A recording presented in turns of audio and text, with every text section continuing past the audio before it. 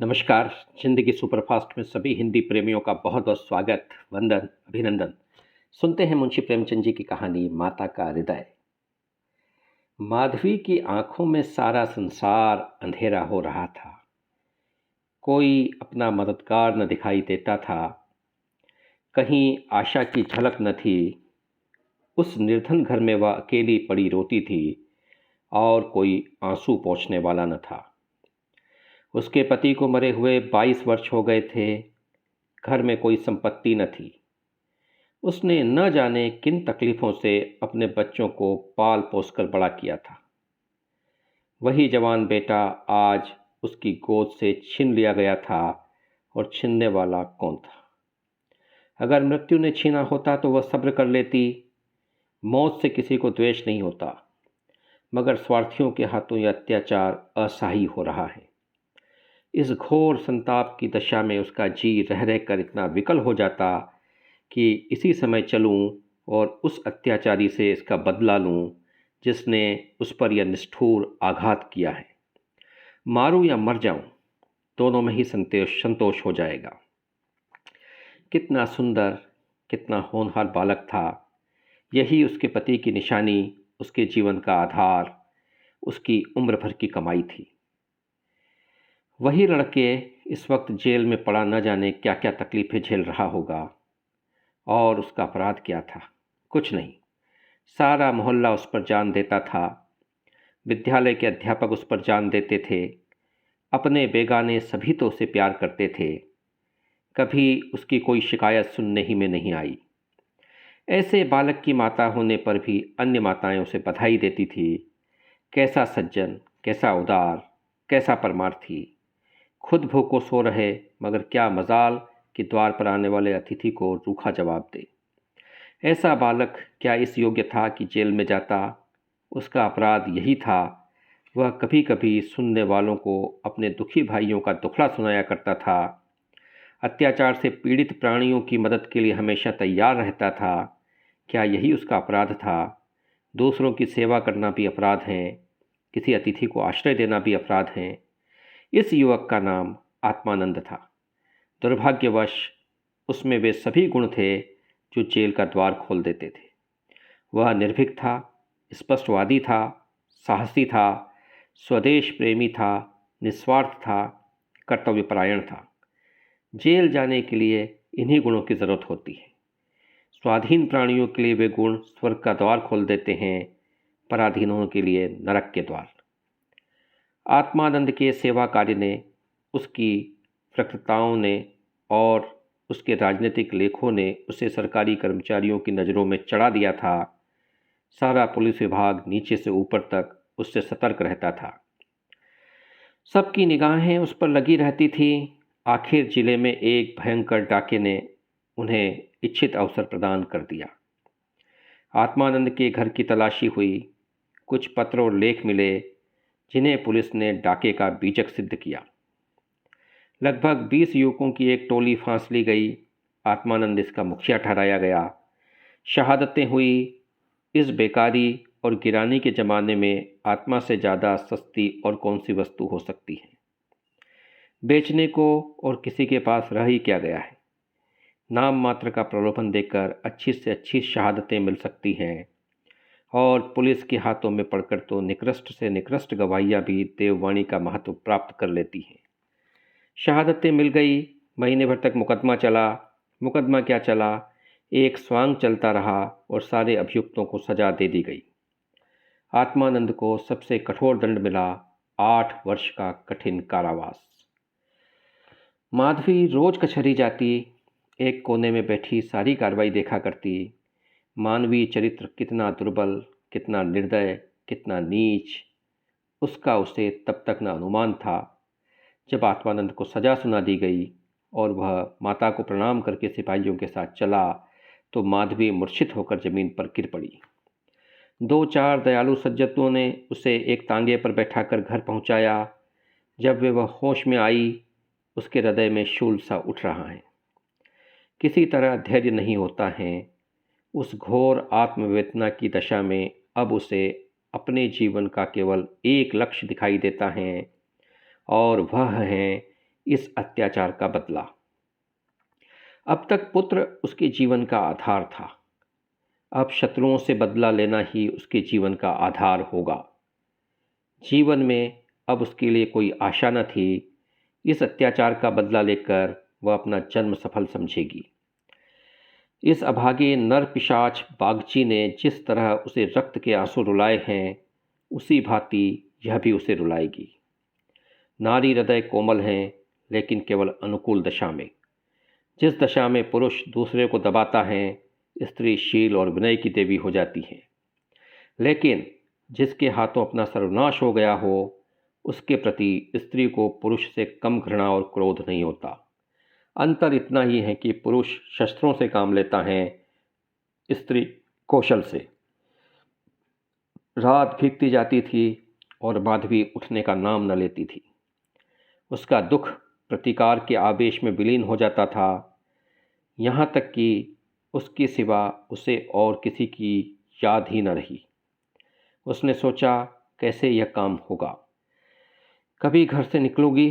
वैधव के 22 साल इस घर में कट गए, लेकिन अब निकलूंगी, जबरदस्ती निकलूंगी। बेकारीन बनूंगी, ठहलनी बनूंगी, झूठ बोलूंगी, सब कुकर्म करूंगी। सत्कर्म के लिए संसार में स्थान नहीं। ईश्वर से निराश होकर कदाचित इसकी ओर से मुंह फेर लिया है। जभी तो यहाँ ऐसे ऐसे अत्याचार होते हैं और पापियों को दंड नहीं मिलता। अब इन्हीं हाथों से मैं उसे दंड दूंगी। संध्या का समय था। लखनऊ के एक सजे हुए बंगले में मित्रों की महफिल जमी हुई थी। गाना बजाना हो रहा था। एक तरफ आतिशबाजियां रखी हुई थी, दूसरे कमरे में मेज़ों पर खाना चुना जा रहा था। चारों तरफ पुलिस के कर्मचारी नजर आते थे। यह पुलिस के सुपरिंटेंडेंट मिस्टर बागची का बंगला है। कई दिन हुए उन्होंने एक मार्के का मुकदमा जीता था। अफसरों ने खुश होकर उनकी तरक्की कर दी और उसी की खुशी में यह उत्सव मनाया जा रहा था। यहाँ आए दिन ऐसे उत्सव होते रहते हैं। मुफ्त के गवैये मिल जाते हैं, मुफ्त की आतिशबाजी, फल और मेवे और मिठाइयाँ आधे दामों पर बाजारों से आ जाती थीं और चट दावत हो जाती थी। दूसरों के जहाँ 100 लगते, वहाँ इनका 10 में काम चल जाता। दौड़ धूप करने को सिपाहियों की फौज थी। और यह मार्के का मुकदमा क्या था? वही जिसमें निरपराध युवकों को बनावटी शहादत से जेल में ठूस दिया गया था। गाना समाप्त होने पर लोग भोजन करने बैठे। बेगार के मजदूर और पल्लेदार जो बाजार से दावत और सजावट के सामान लाए थे, रोते या दिल में गालियां देते चले गए, पर एक बुढ़िया अभी तक द्वार पर बैठी हुई थी। अन्य मजदूरों की तरह वह भुन भुना कर काम न करती थी। हुक्म पाते ही खुशदिल मजदूर की तरह दौड़ दौड़ कर हुक्म बजा लाती थी। यह माधवी थी, जो उसी समय मजूरनी का वेश धारण करके अपना घातक संकल्प पूरा करने आई थी। मेहमान चले गए, महफिल उठ गई, दावत का सामान समेट दिया गया, चारों ओर सन्नाटा छा गया, लेकिन माधवी अभी तक यहीं बैठी रही। सहसा मिस्टर बागची ने पूछा, बुढ़ी, तू यहाँ क्यों बैठी है? तुझे कुछ खाने को मिल गया? माधवी बोली, हाँ हुजूर, मिल गया। बागची बोला, तो जाती क्यों नहीं? माधवी, कहाँ जाऊँ सरकार, मेरा कोई घर द्वार थोड़े ही है। हुक्म हो तो यहीं पड़ी रहूँ, पाव भर आटे की परवस्ती हो जाए हुजूर। बागची बोला, नौकरी करेगी? माधवी बोली, क्यों न करूँगी सरकार, यही तो चाहती हूँ। बागची बोला, लड़का खिला सकती हैं? माधवी बोली, हाँ हुजूर, यह मेरे मन का काम है। बागची बोला, अच्छी बात, तू आज ही से रह, जा घर में देख, जो काम बताए वह कर। 1 महीना गुजर गया। माधवी इतना तन मन से काम करती कि सारा घर उससे खुश। बहूजी का मिजाज बहुत ही चिड़चिड़ा था। वह दिन भर खाट पर पड़ी रहती और बात बात पर नौकरों पर झल्लाया करती थी, लेकिन माधवी उनकी खुड़कियों को भी सहर्ष सह लेती। जब तक मुश्किल से कोई दाई 1 सप्ताह से अधिक ठहरी थी, माधवी का कलेजा था कि जली कुटी सुनकर भी मुख पर मेल नहीं आने देती। मिस्टर बागची के कई लड़के हो चुके थे, पर यही सबसे छोटा बच्चा बच रहा था। बच्चे पैदा तो हष्ट-पुष्ट होते, किंतु जन्म लेते ही उन्हें एक न एक रोग लग जाता और कोई 2-4 महीने, कोई साल भर जीकर चल देते। माँ बाप दोनों इस शिशु पर प्राण देते थे। इसे जरा जुकाम भी हो तो दोनों विकल हो जाते।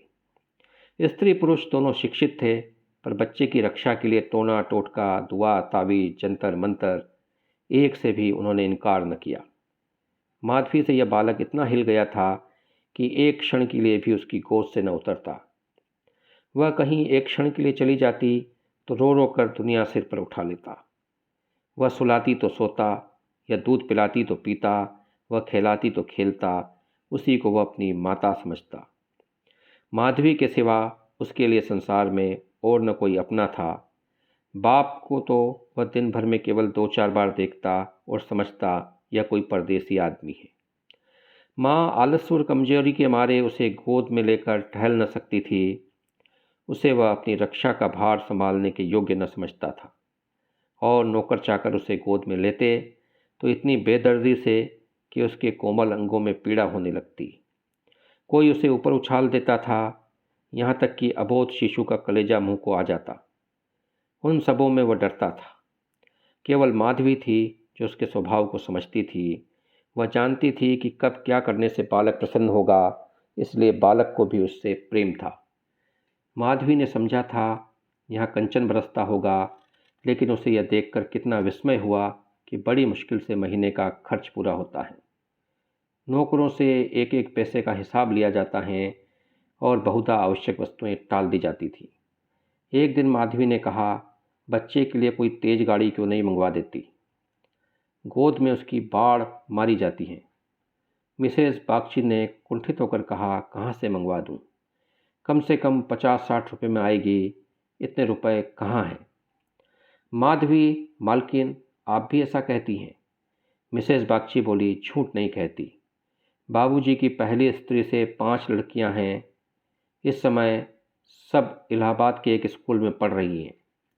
बड़ी की उम्र 15-16 वर्ष से कम न होगी। आधा वेतन तो उधर ही चला जाता है। फिर उनकी शादी को भी तो फिक्र है। 5 के विवाह में कम से कम 25,000 लगेंगे। इतने रुपए कहाँ से आएंगे? मैं चिंता के मारे मरी जाती हूँ।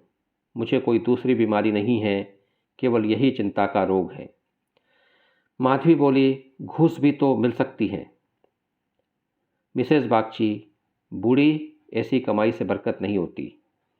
यही क्यों? सच पूछो तो इसी घूस से हमारी यह दुर्गति करके रखी है। क्या जाने औरों को कैसे हजम होती है। यहाँ तो जब ऐसे रुपए आते हैं तो कोई न कोई नुकसान भी अवश्य हो जाता है। एक आता है तो 2 लेकर जाता है।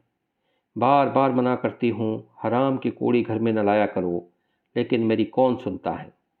बात यह थी कि माधवी को बालक से स्नेह होता जाता था। उसके अमंगल की कल्पना भी न कर सकती थी। वह अब उसी को नींद सोती और उसी की नींद जागती थी। अपने सर्वनाश की बात याद करके एक क्षण के लिए उसे बागची पर क्रोध तो आता था, पर घाव फिर हरा हो जाता था। पर मन पर कुत्सित भावों का आधिपत्य न था। घाव भर रहा था, केवल ठेस लगने से दर्द हो जाता था। उसमें स्वयं टीस या जलन न थी। इस परिवार पर अब उसे दया आती थी। सोचती, बेचारे ये छीन झपट न करें, कैसे गुजर हो। लड़कियों का विवाह कैसे करेंगे? स्त्री को जब देखो बीमार ही रहती हैं। उस पर बाबूजी को 1 बोतल शराब भी रोज चाहिए। यह लोग तो स्वयं अभागे हैं, जिनके घर में 5-5 कुंवारी कन्याएं हों, बालक हो होकर मर जाते हों, घरनी सदा बीमार रहती हो, स्वामी शराब का लती हो, उस पर तो यूं ही ईश्वर का कोप है। इनसे तो मैं अभागिन ही अच्छी। दुर्बल बालकों के लिए बरसात बुरी बला है, कभी खांसी, कभी ज्वर, कभी दस्त। जब हवा में ही शीत भरी हो तो कोई कहाँ तक बचाए। माधवी एक दिन अपने घर चली गई थी। बच्चा रोने लगा तो माँ ने एक नौकर को दिया, उसे बाहर से बहला ला। नौकर ने बाहर ले जाकर हरी घास पर बैठा दिया। पानी बरसकर निकल गया था। भूमि गीली हो रही थी। कहीं कहीं पानी भी जमा हो रहा था। बालक को पानी में छपके लगाने से ज़्यादा प्यार और कौन खेल से होता है। खूब प्रेम से उमग उमग कर पानी में लौटने लगा। नौकर बैठा और आदमियों के साथ गपशप करता रहा। इस तरह घंटों गुजर गए। बच्चे ने खूब सर्दी खाई। घर आया तो उसकी नाक बह रही थी। रात को माधवी ने आकर देखा तो बच्चा खांस रहा था। आधी रात के करीब उसके गले में खुरखुर की आवाज़ निकलने लगी। माधवी का कलेजा सन्न हो गया। स्वामिनी को जगाकर बोली, देखो तो बच्चे को क्या हो गया है? क्या सर्दी वर्दी तो नहीं लग गई? हाँ, सर्दी ही तो मालूम होती है। स्वामिनी हकपकाकर उठ बैठी और बालक की खुरखुराहट सुनी तो पांव तले से जमीन निकल गई। यह भयंकर आवाज़ उसने कई बार सुनी थी और उसे खूब पहचानती थी। व्यग्र होकर बोली, जरा आग लगाओ, थोड़ा सा चोकर लाकर एक पोटली बनाओ, सेकने से लाभ होता है। इन नौकरों से तंग आ गई। आज कहार जरा देर के लिए बाहर ले गया था, उसी ने सर्दी में छोड़ दिया होगा। सारी रात दोनों बालक को सेकती रही। किसी तरह सवेरा हुआ। मिस्टर बागची को खबर मिली तो सीधे डॉक्टर के यहाँ दौड़े। खैरियत इतनी थी कि जल्द एहतियात की गई। 3 दिन में बच्चा अच्छा हो गया, लेकिन इतना दुर्बल हो गया था कि उसे देखकर डर लगता था। सच पूछो तो माधवी की तपस्या ने बालक को बचाया। माता सोती, पिता सो जाता, किंतु माधवी की आंखों में नींद न थी। खाना पीना तक भूल गई। देवताओं की मनौतियाँ करती थी, बच्चे की बलाएं लेती थी, बिल्कुल पागल हो गई थी। यह वही माधवी है जो अपने सर्वनाश का बदला लेने आई थी, अपकार की जगह उपकार कर रही थी। विष पिलाने आई थी, सुधा पिला रही थी। मनुष्य में देवता कितना प्रबल है। प्रातःकाल का समय था। मिस्टर बागची शिशु के झूले के पास बैठे हुए थे। स्त्री के सिर में पीड़ा हो रही थी। वह चारपाई पर लेटी हुई थी और माधवी समीप बैठी बच्चे के लिए दूध गर्म कर रही थी। सहसा बागची ने कहा, बूढ़ी, हम जब तक जिएंगे तुम्हारा यश गाएंगे। तुमने बच्चे को जिला लिया। स्त्री बोली, यह देवी बनकर हमारा कष्ट निवारण करने के लिए आ गई। यह न होती तो न जाने क्या होता। बूढ़ी, तुमसे मेरी एक विनती है। यूँ तो मरना जीना प्रारब्ध के हाथ है, लेकिन अपना अपना पौरा भी बड़ी चीज़ है। मैं अभागिनी हूँ। अब के तुम्हारे ही पुण्य प्रताप से बच्चा संभल गया। मुझे डर लग रहा है कि ईश्वर इसे हमारे हाथ से छीन न ले। सच कहती हूँ, मुझे इसको गोद में लेते डर लगता है। इसे तुम आज से अपना बच्चा समझो। तुम्हारा होकर शायद बच जाए, हम अभागे हैं। हमारा होकर इस पर नित्य कोई न कोई संकट आता रहेगा। आज से तुम इसकी माता हो। जाओ, तुम इसे अपने घर ले जाओ, जहाँ चाहे ले जाओ। तुम्हारी गोद में देकर मुझे फिर कोई चिंता न रहेगी। वास्तव में तुम ही इसकी माता हो, मैं तो राक्षसी हूँ। माधवी बोली, बहू जी, भगवान सब कुशल करेंगे, क्यों जी इतना छोटा करती हो? मिस्टर बागची बोले, नहीं नहीं बूढ़ी माता, इसमें कोई हर्ज नहीं। मैं मस्तिष्क से इन बातों को ढकोसला ही समझता हूँ, लेकिन हृदय से इन्हें दूर नहीं कर सकता। मुझे स्वयं मेरी माताजी ने एक धोबिन के हाथ बेच दिया था। मेरे 3 भाई मर चुके थे। मैं जो बच गया तो माँ बाप ने समझा बेचने ही से इसकी जान बच गई। तुम इस शिशु को पालो पोसो, इसे अपना पुत्र समझो। खर्च हम बराबर देते रहेंगे, इसकी कोई चिंता मत करना। कभी कभी जब हमारा जी चाहेगा आकर देख लिया करेंगे। हमें विश्वास है कि तुम इसकी रक्षा हम लोगों से कहीं अच्छी तरह कर सकती हो। मैं कुकर्मी हूँ। जिस पेशे में हूँ उसमें कुकर्म के बगैर काम नहीं चलता। झूठी शहादतें बनानी पड़ती हैं, निरपराधों को फंसाना पड़ता है। आत्मा इतनी दुर्बल हो गई कि प्रलोभन में पड़ ही जाता हूँ। जानता हूँ कि बुराई का फल बुरा ही होता है, पर परिस्थिति से मजबूर हूँ। अगर न करूँ तो आज नालायक बनकर निकाल दिया जाऊँ। अंग्रेज हज़ारों भूले करे, कोई नहीं पूछता। हिंदुस्तानी एक भूल भी कर बैठे तो सारे अफसर उसके सिर हो जाते हैं। हिंदुस्तानियों को तो कोई बड़ा पद न मिले, वही अच्छा। पद पाकर तो उनकी आत्मा का पतन हो जाता है। उनको अपनी हिंदुस्तानियत का दोष मिटाने के लिए कितनी ही ऐसी बातें करनी पड़ती हैं जिनका अंग्रेज के दिल में कभी ख्याल ही पैदा नहीं हो सकता। तो बोलो, स्वीकार करती हो? माधवी ने गदगद होकर बोला, बाबूजी, आपकी इच्छा है तो मुझसे भी जो कुछ बन पड़ेगा आपकी सेवा कर दूंगी। भगवान बालक को अमर करे, मेरी तो उनसे यही विनती है। माधवी को ऐसा मालूम हो रहा था कि स्वर्ग के द्वार सामने खुले हैं। और स्वर्ग की देवियां उसे अंचल फैला फैला कर आशीर्वाद दे रही हैं। मानो उसके अंतस्तल में प्रकाश की लहरें उठ रही हैं। इस स्नेहमय सेवा में कितनी शांति है। बालक अभी तक चादर ओढ़े सो रहा था। माधवी ने दूध गर्म हो जाने पर उसे झूले पर से उठाया तो चिल्ला पड़ी। बालक की देह ठंडी हो गई थी और मुख पर वह पीलापन आ गया था जिसे देखकर कलेजा हिल जाता है। कंठ से आह निकल आती हैं और आंखों से आंसू बहने लगते हैं। जिसने उसे एक बार देखा फिर कभी नहीं भूल सकता। माधवी ने शिशु को गोद से चिपटा लिया, हालांकि नीचे उतार देना चाहिए था। कोहराम मच गया। माँ बच्चे को गले से लगाए रोती थी, पर उसे ज़मीन पर न सुलाती थी। क्या बातें हो रही थी और क्या हो गया। मौत को धोखा देने में आनंद आता है। वह उस वक्त कभी नहीं आती जब लोग उसकी राह देखते होते हैं। रोगी जब संभल जाता है, जब वह पथ्य लेने लगता है, उठने बैठने लगता है, घर भर खुशियाँ मनाने लगता है, सबको विश्वास हो जाता है कि संकट टल गया, उस वक्त खाट में बैठी हुई मौत सिर पर आ जाती है। यही उसकी निष्ठुर लीला है। आशाओं के बाग लगाने में हम कितने कुशल हैं। यहाँ हम रक्त के बीज बोकर सुधा के फल खाते हैं। अग्नि से पौधों को सींचकर शीतल छांव में बैठे हैं। हा मंद बुद्धि।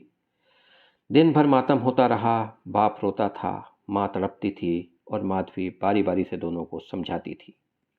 यदि अपने प्राण देकर वह बालक को जिला सकती तो इस समय अपना धन्य भाग्य समझती।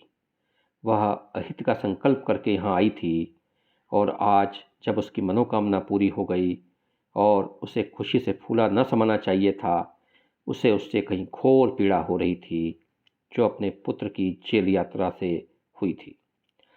रुलाने आई थी और खुद रोते जा रही थी। माता का हृदय दया का आगार है। उसे जलाओ तो उसमें से दया की ही सुगंध निकलती है। पीसो तो दया का ही रस निकलता है। वह देवी हैं। विपत्ति की क्रूर लीलाएं भी उस स्वच्छ और निर्मल स्रोत को मलिन नहीं कर सकती। तो हमने मुंशी प्रेमचंद जी की कहानी माता का हृदय सुना। और जो अच्छे लोग होते हैं उनका अगर अपकार भी किया जाए तो वो उपकार करते हैं। वे बदला भी लेते हैं तो एक आदर्श बदला लेते हैं और उनके मन में दूसरों की पीड़ाओं को समझने की आत्मानुभूति का भाव होता है। दूसरे के कष्टों से, दूसरों की पीड़ाओं से, दूसरों के दुखों से उन्हें खुद दुख होता है, चाहे उन लोगों ने उनके साथ कैसा भी व्यवहार किया हो।